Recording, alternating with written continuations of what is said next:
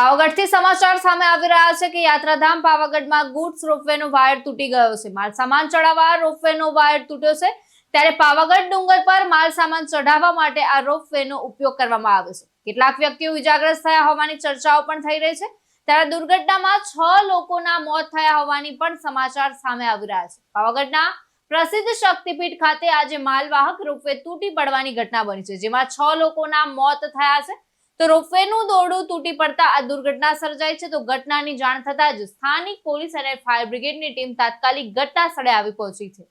હાલ fire બ્રિગેડની team ઘટના સ્થળે પહોંચીને વધુ તપાસ કરી રહી છે અને સ્થાનિક તંત્ર દ્વારા પરિસ્થિતિને નિયંત્રણમાં લેવાના પ્રયાસો પણ ચાલુ છે।